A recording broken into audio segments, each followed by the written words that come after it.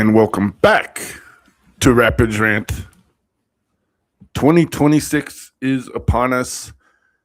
Welcome back to me. I've finally made it back after some speech issues, some weakness in my right side, maybe some loss of motor function also. That's what happens when you have a lot of mini strokes. But I am Don Pablo. I am back for Rapids Rant 2026. Kind of fell out last year. It was rough. Health issues are health issues, man, especially when you speak and you try to do this kind of stuff as a small business. This is Rapids Rant presented, of course, Bright Productions. Speaking of Bright Productions, I'd like to thank Kev Berto, of course, co-host emeritus, and he's out there too. I hope he's son of Pancho Villa, of course, who also had some health issues recently. He's getting better. I am getting better. I can speak again. Not that I lost a lot of ability in my speech anyway. So let's get it to Rapids Rant. As much changes as happened in my life over the past 8 months, is changes have happened for the Colorado Rapids. Obviously, a new coach. I'd like to welcome Matt Wells to Denver, Colorado, Commerce City. A couple things happening on Rapids Rant today. I'm trying to keep them shorter this year so I don't start slurring a little bit. Not that my speech was without slurs too much anyway. I changed the background, of course, of the studio. Some of my favorite teams and band right there. Black Pumas, of course. Last time they were in Denver was actually the night Austin FC.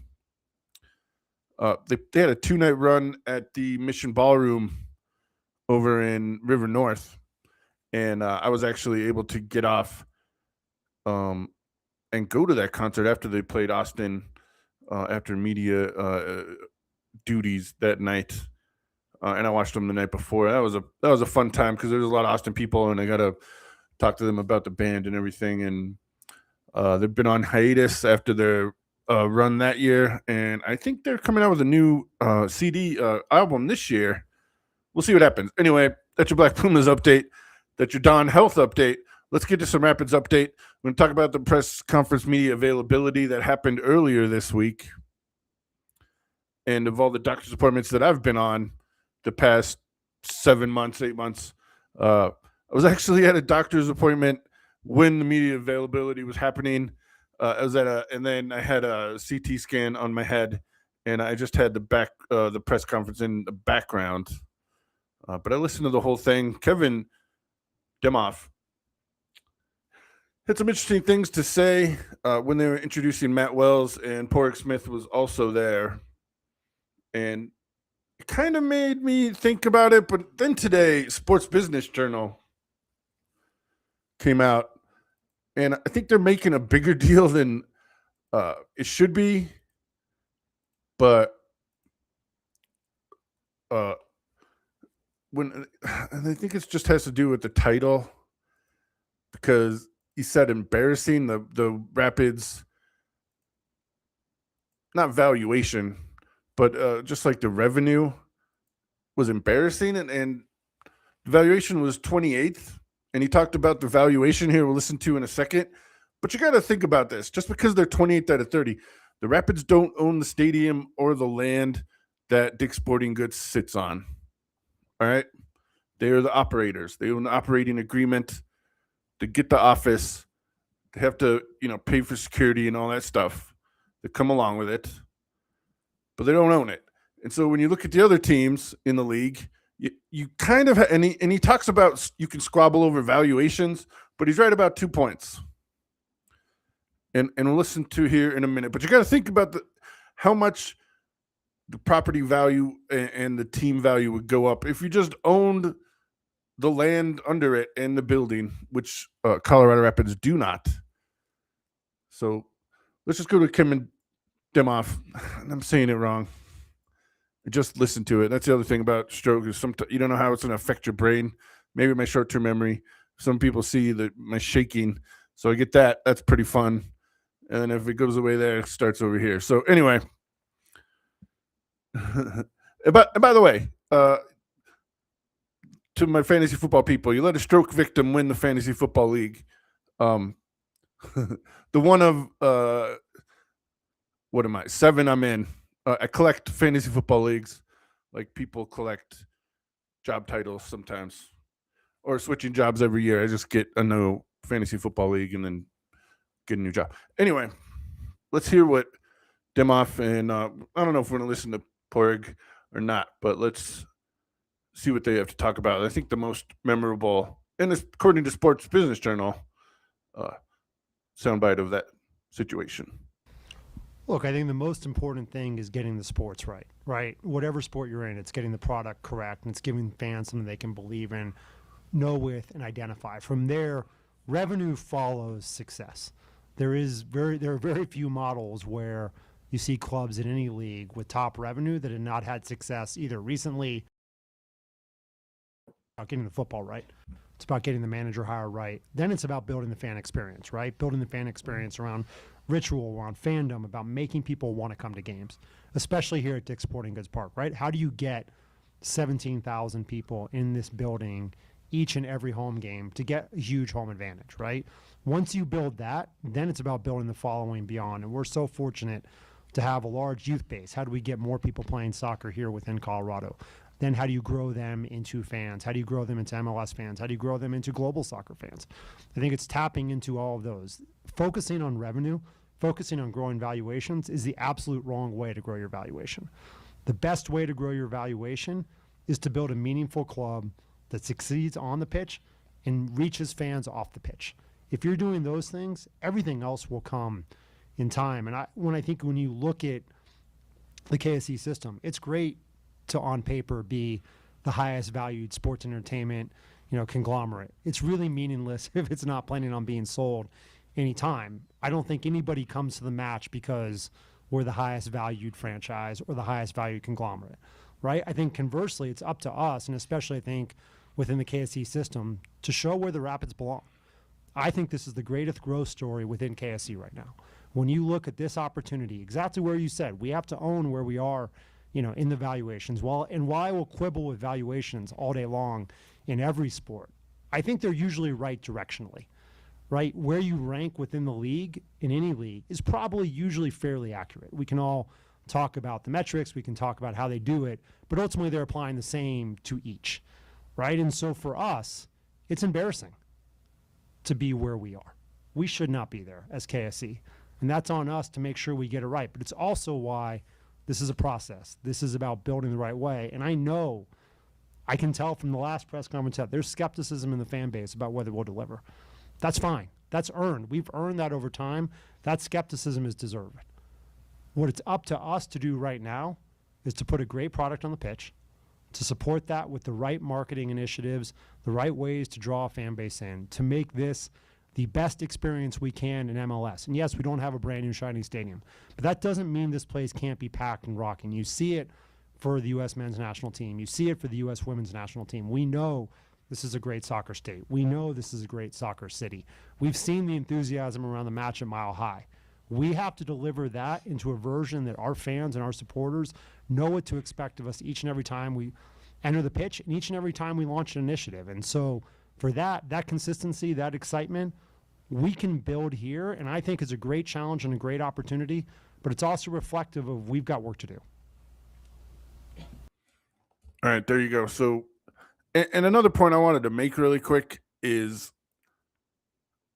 I've been thinking about, what we do, Rapids Rant, and yeah, I'll talk about the match kind of in macro, and I talk about stuff more like the business side, and that's what interests me.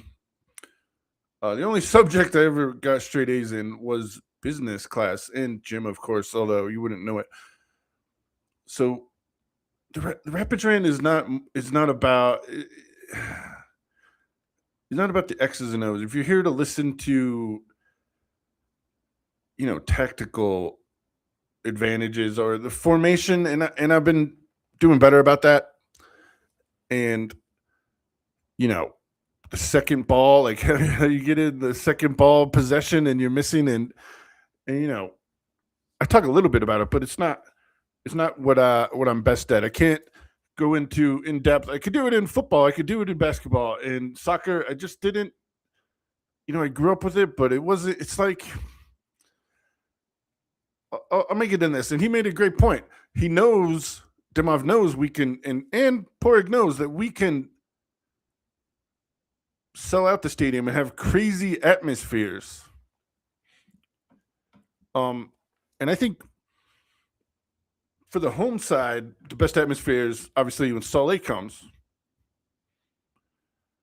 For away side, it was St. Louis last year. I think had the best away side atmosphere, and obviously LA does pretty big, just because of their market size and how they have fans everywhere for every team. But it was Austin a couple of years ago. They brought their band, low brass section. By the way, shout out to low brass section. And I just think the only time I can remember that, and well, also the Leagues Cup. The Leagues Cup, man. We need to get, if they're here in Colorado, we need to get the Leagues Cup atmosphere from the away fans. Leon, Juarez, the only other pro sports team in the Mountain Time Zone. The closest pro soccer team in the Mountain Time Zone, other than Salt Lake. If you don't want to count New Mexico United, El Paso, I think they're Locomotive. Juarez, the Liga Max team that's down there, and we should definitely have a home and home series against them, even preseason, something like they're the closest team. But my overall point is, they talk about getting the fans in. They got to reach the Hispanic fans, because those teams, crazy. Like, I know you can plan for Leagues Cup and Leon, FC Juarez. They had a big crowd. So all those people are here, and he's right. All those people are here. How do we get them to be Rapids fans? Maybe it's just getting their kids to be Rapids fans for a long-term growth, as they said, 5 to 10 year plan kind of thing. But I want to see that. I want to see how you reach those people, and I think it's kind of getting the Hispanic crowd in more to a Dick's Sporting Goods Park. But as far as the valuation, and he's right, the valuation, you got to put the product on the field. This is Porig's, according to my calculations, 4th head coach hire. He joined the club in 2014. Pablo was there, or excuse me, 2015 was his first official day, January 1st, 2015. So Pablo was already head coach then. So that doesn't count in my book. Anthony Hudson, won't talk about him. Robin Fraser had some pretty good success. Then Chris Armas, we got the 3rd place finish, brought us to Champions League last year, and obviously made the change. And now we have Matt Wells, Tottenham man. And I will say this, he left Tottenham, beginning of this year, a little bit from last year. Tottenham, 5 points out of relegation. So he left. Tottenham seems to have fallen apart. One of the, I don't know if we call them the giant club, but maybe they are. Tottenham in peril, as some people would say, close to the relegation zone. And I know a lot of people, my friend William from Belgium, doesn't want to stand for that. So Matt Wells, and I just wanted to go over change ahead of Rapids home opener. And we got to think about the whole season. But some change in the starting lineup from last year, February 18th, which was a Champions League game against LAFC. Obviously, the holdovers to this year, Rafa Navajo, Zach Steffen, Jackson Travis, who will have a bigger role. Adam Beaudry got transferred, but I think he's just to get more game time. Whatever that means, maybe increase his value. Obviously, Keegan Rosenberry was the captain. We'll see what happens this year, so he'll be back. But other than that, Reggie Cannon was there. Chide Awuzium, gone. Ollie Raz, Cole Bassett, Omir for the starting front 4, Kevin Cabral, Georgi Mihailovic, Omir Fernandez, And as I said, Rafa Navajo, that was the beginning of last year. End of last year. Of course, Rafa stayed over Yappy, longtime Rapid, homegrown. Happy to see where he has developed this year, last year, 2 years under Armis. Anyway, Huff Navajo, Yappy at the end of the year, Paxton Aronson, Ted Ku DiPietro, obviously Cole Bassett, Connor Ronan. Cole Bassett gone. I think he'll be playing against us this weekend. We'll see what happens. Sam Vine's still here. Rob Holding, Andres Maxu, as I said, Reggie Cannon. But both Bassett brothers gone. And as Porig said in the press conference, they were talking about Sam Vine's position and bringing in Miguel Navarro back to give competition, which I love competition. Competition is great. Don't need monopolies. Monopolies are gross, and there's a reason why the United States outlawed them more than a century ago. Although, who cares about laws anymore? That's the end of that. So, and we'll just go over the starting lineup for the last preseason game, which was a victory for the Rapids over Orlando City. Stefan Navajo, Keegan Roseberry started. Yappy was there. Also, Paxton Harrison, Jackson Travis seems to have a bigger role this year, which I'm excited about because he's a long-time Rapid. Noah Cobb, Harrington, Josh Tencio back in the starting lineup. Seeley, forgive me, OJ Duran. And so there will be that. And by the way, I don't place that much on preseason, but that was a starting lineup, and the Rapids, Coach Wells was talking about them, going pedal to the metal and giving guys to be competitive edge. And I believe him. So I'm excited for that. I'm excited to see the Rapids' only national TV game so far. A couple years ago, Rapids got on national TV a bunch because of their League's Cup run. So as far as scheduled, only Rapids national TV game this weekend, Sunday night in Seattle, the big stadium. Seattle Seahawks just won. And by the way, I'm excited for that. It's 7 p.m. Sunday night, February 22nd. And just to talk about valuations and get back to the business side a little bit. If you look at it, Seattle Seahawks won the Super Bowl 2 weeks ago.